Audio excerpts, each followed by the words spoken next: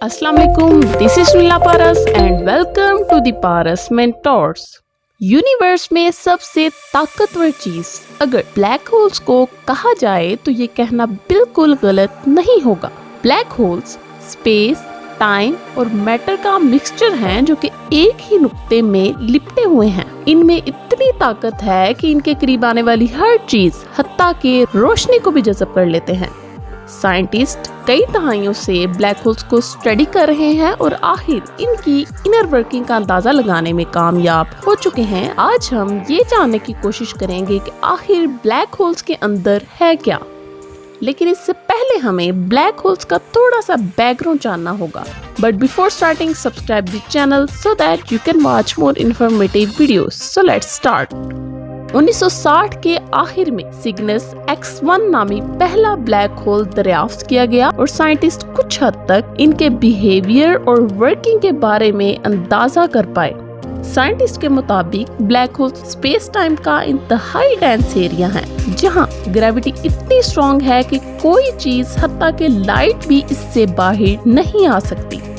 Scientist ने ये भी डिस्कवर किया कि ब्लैक होल्स मुख्तलिफ साइजेस के हो सकते हैं जो कि 200 किलोमीटर बड़े से लेकर एक एटम के साइज जितने छोटे भी हो सकते हैं। जबकि सिग्नस X1 सितारों के मैस के बराबर ब्लैक होल है जो कि सूरज से सिर्फ 6 गुना बड़ा है, मगर मैस एग्जैक्ट सूरज जितना है।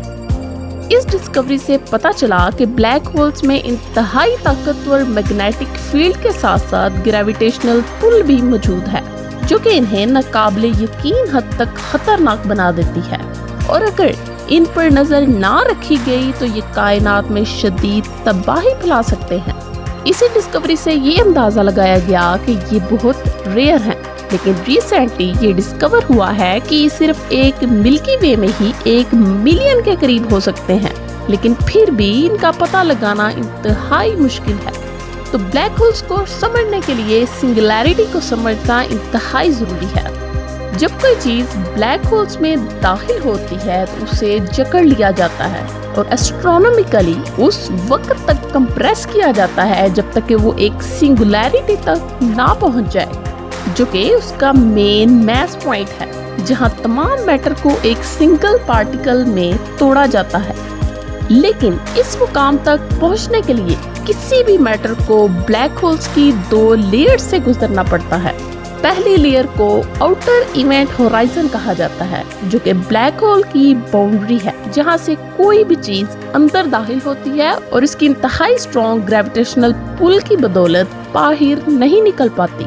ये लेयर बेसिकली चीजों को जकड़ने और उनकी स्पीड को इस कदर कम करने का काम करती है कि इससे बाहर निकलने के लिए लाइट की स्पीड से ज्यादा तेज स्पीड दरकार होगी जो कि अभी तक फिजिक्स के मुताबिक नामुमकिन है।